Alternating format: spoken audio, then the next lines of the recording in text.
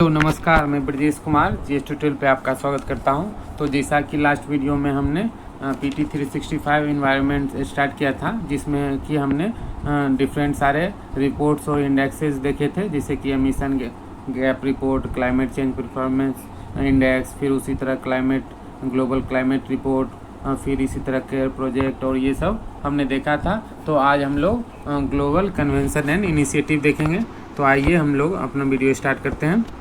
तो अगर आपने चैनल को सब्सक्राइब नहीं किया है तो प्लीज़ इसे ज़्यादा से ज़्यादा शेयर और सब्सक्राइब करें। तो इसमें सबसे पहले COP26 के बारे में दिया हुआ है। COP26 अभी ग्लासगो एक यूके का सिटी है, सॉरी।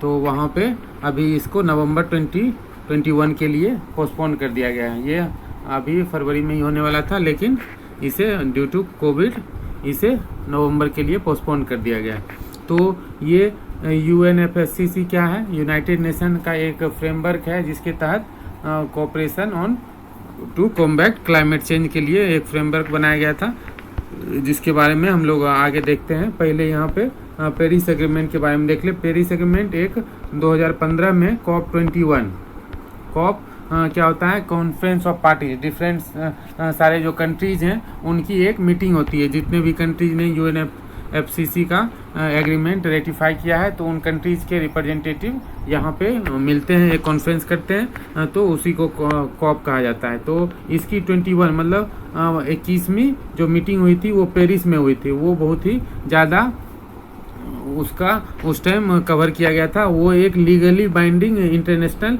ट्रीटी है, जो कि क्लाइमेट चेंज को एडॉप्ट करती है। तो इसके कुछ क्या की एस्पेक्ट या फीचर्स हैं, वो आइए हम लोग देखते हैं। तो इसका लॉन्ग टर्म जो प्लान था वो था कि टेम्परेचर को इसको प्री इंडस्ट्रियल लेवल के 2 डिग्री सेल्सियस के लिमिट में रखना है, या कोशिश करना है pursuing effort to keep it below 1.5 degree Celsius. तो इस तरह मेन अगर पूछा जाए COP21 क्या है, तो ये एक पेरिस एग्रीमेंट है, जो कि 2015 में हुआ था। और इसका मेन जो लॉन्ग टर्म गोल था वो बिलो टू मतलब प्री इंडस्ट्रियल लेवल, मतलब pre industrial level in the sense कह सकते हैं 1850s, मतलब इंडस्ट्रियल रेवोल्यूशन जब आया था उस टाइम जितना टेम्परेचर ऑन एन एवरेज अर्थ का था, उससे मतलब ज़्यादा से ज़्यादा 2 डिग्री सेल्सियस, या कोशिश करेंगे कि 1.5 डिग्री सेल्सियस से ज़्यादा उस टाइम से अभी अर्थ का ओवरऑल एवरेज टेम्परेचर ना बढ़े। जैसे अभी एवरेज टेम्परेचर ऑलमोस्ट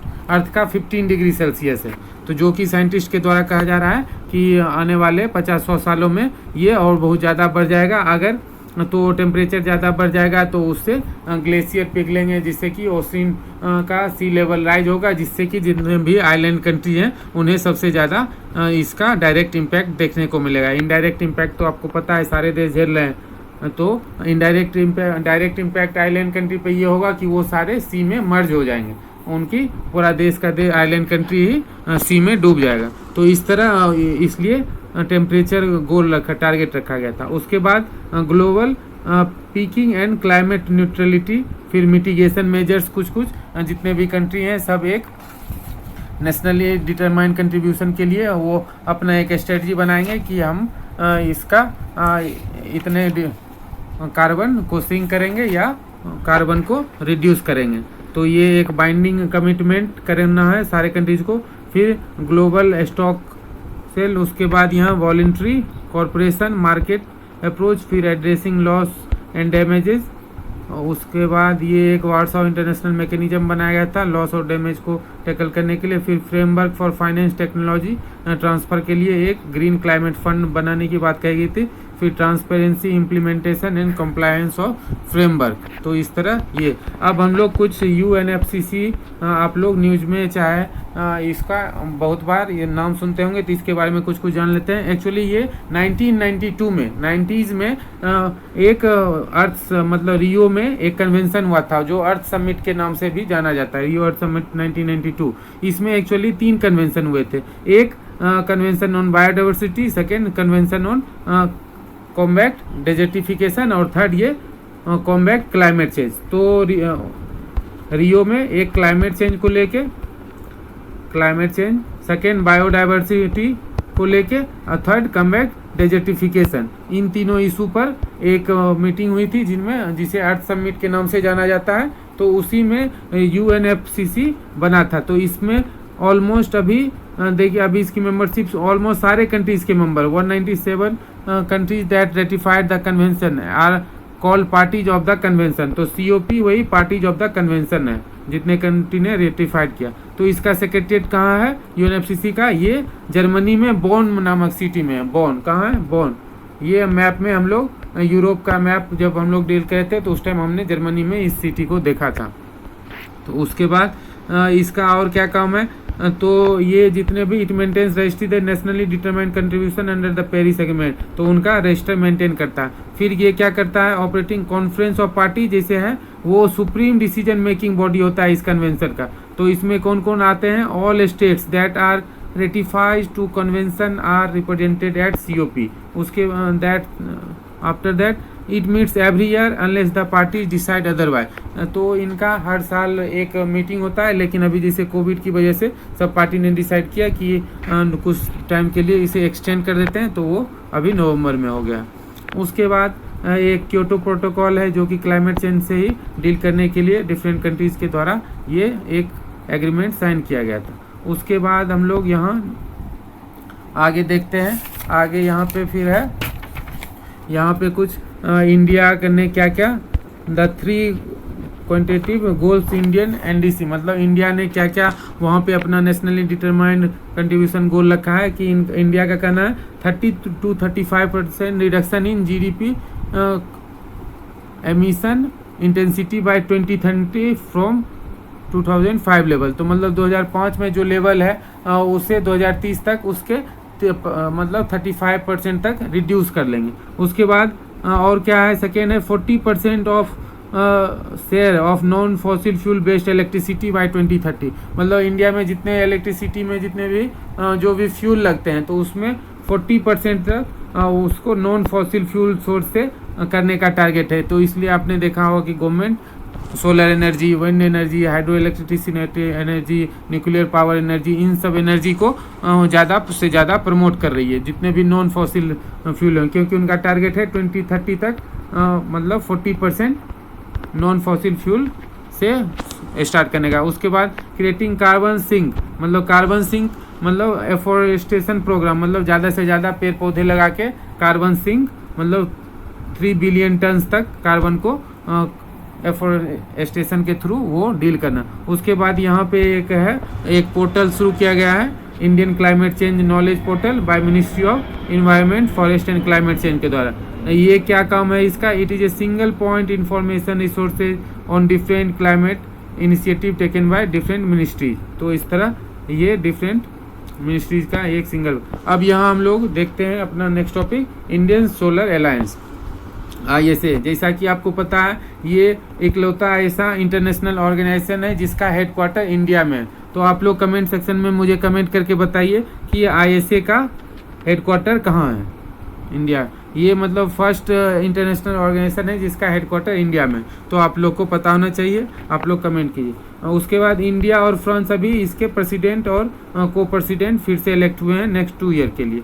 फिर इसमें 4 वाइस प्रेसिडेंट फिर इलेक्ट होते हैं डिफरेंट रीजन से, एक एशिया पैसिफिक, फिर एक अफ्रीका से, एक यूरोप से, फिर एक लैटिन अमेरिका या कैरिबियन कंट्री। फिर इसका 2 इनिशिएटिव अभी लिया गया है, एक coalition on sustainable climate action और second 7th programme on solarising heating and cooling system. तो इस तरह और फिर first time solar award conferred किया गया है कुछ कंट्री और लोगों को। यहाँ पे 3 अवार्ड हैं, इन तीनों अवार्ड्स के हम लोग पहले नाम और इनमें क्या डिफरेंस है, किनको दिया जाता है ये जानते हैं। तो पहला है विश्वेश्वरैया अवार्ड। विश्वेश्वरैया आपको पता होगा कि इनके जन्म दिवस पर इंडिया में क्या मनाया जाता है? World engineers day, national engineers day. ये बहुत बड़े इंजीनियर या आर्किटेक्ट थे, तो इन्हीं के नाम पे एक अवार्ड शुरू किया गया है। मतलब जो भी कंट्री हैं, मतलब जो सबसे ज़्यादा मैक्सिमम फ्लोटिंग सोलर कैपेसिटी जिनके पास है in each of the 4 region of ISA, तो ये कंट्रीज को विश्वेश्वरैया अवार्ड दे दिया जाता है। कल्पना चावला अवार्ड जितने भी आउटस्टैंडिंग कंट्रीब्यूशन जिन साइंटिस्ट का है in the field of solar energy उनको दिया जाएगा कल्पना चावला अवार्ड। दिवाकर अवार्ड दिया जाएगा किनको? जो भी इंस्टीट्यूशन या ऑर्गेनाइजेशन है वो डिफरेंटली एबल्ड पीपल के लिए अगर सोलर एनर्जी को ज़्यादा से ज़्यादा यूज करते हैं तो उन्हें दिवाकर अवार्ड दिया जाता है। तो विश्वेश्वरैया अवार्ड कंट्रीज को मिल गया, कल्पना चावला अवार्ड साइंटिस्ट को मिल गया जिन्होंने सोलर एनर्जी को प्रमोट के लिए कुछ इनोवेशन किया है। फिर दिवाकर अवार्ड ऑर्गेनाइजेशन को मिल गया, जो ऑर्गेनाइजेशन डिफरेंटली एबल पीपल के लिए सोलर एनर्जी का ज़्यादा से ज़्यादा यूज करते हैं। तो इस तरह हमने 3 अवार्ड के बारे में जान लिया। फिर उसके बाद ये एक शुरू किया गया है ISA cares global pandemic initiative dedicated to deployment of solar energy in health care sector. तो हेल्थ केयर सेक्टर के लिए शुरू किया गया। अभी प्लेसेज इन द सन, तो ये एक्चुअली COP21 में, जैसा कि आप हम लोगों ने COP21 जो कि पेरिस एग्रीमेंट है उसके बारे में अभी डिस्कस किया, तो इसका भी लॉन्च ISA का उसी टाइम हुआ था, jointly launch by India and France during COP21 UNFCCC meeting.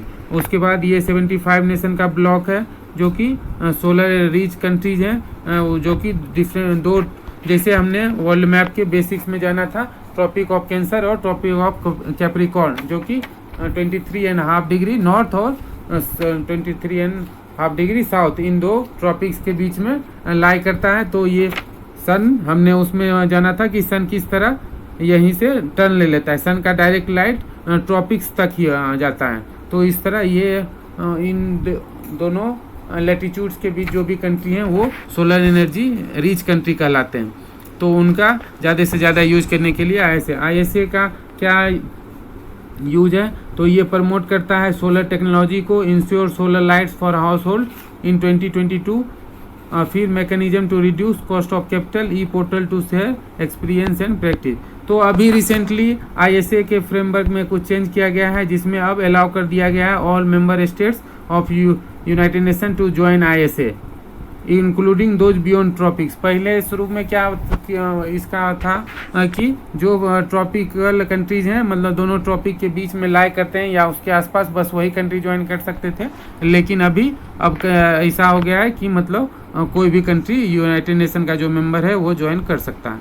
तो यहाँ कुछ 1-2 इनिशिएटिव लिए गए हैं, उसके बारे में बताया गया है इस मीटिंग में कि किस एक यहाँ 1 सन 1 वर्ल्ड एंड 1 ग्रिड की बात की गई है, तो which made the nodal implementing agency. और एक ISA द्वारा एक सोलर एनर्जी पर बेस्ड एक जर्नल्स प्रकाशित किया गया है, तो वो इस समिट में डिसाइड किया गया था। तो उसके बाद हम लोग एक climate adaptation and resilience for south Asia, मतलब केयर नाम से केयर प्रोजेक्ट शुरू किया गया है, जो कि $39.5 मिलियन का है, जो कि प्रोजेक्ट है to bolster climate action in South Asia. South Asia में केयर प्रोजेक्ट स्टार्ट किया गया है, जिसका कि मेन एम है सोलर एनर्जी को प्रमोट करना। तो it will also access the climate impact in different district and Bangladesh, Nepal, इन सब कंट्री में क्लाइमेट चेंज के इम्पैक्ट को एक्सेस करेगा। फिर उसके बाद हम लोग यहाँ पे एक है क्लाइमेट एक्शन समिट 2020 में हुआ। द समिट को hosted by United UK France partnership with Chile Italy with 5th anniversary of adoption of 5 Paris agreement. तो इसमें कुछ को ये क्लाइमेट एक्शन समिट यहाँ पे अटेंड किया। फिर यहाँ क्योटो प्रोटोकॉल के बारे में बताया गया है कि the Kyoto protocol was first legally binding climate treaty. तो आपसे अगर पूछा जाए कि first legally binding climate treaty कौन है, तो वो है क्योटो प्रोटोकॉल, जो कि 2005 से it required develop countries to reduce emission on an average 5% below 1990 level and establish a system of monitor countries to progress. Second commitment period of Kyoto protocol ended in 2020। तो 2020 में Kyoto protocol का जो था term वो ख़त्म हो चुका है। तो इस तरह हमने क्लाइमेट चेंज से रिलेटेड जो भी ग्लोबल इनिशिएटिव लिए गए थे उसको देखा था। अब नेक्स्ट लेक्चर में हम लोग पॉल्यूशन से रिलेटेड जो भी इश्यूज़ हैं, जो भी करंट में न्यूज़ हैं, उसको देखेंगे। Thank you for watching video. Thank you so much.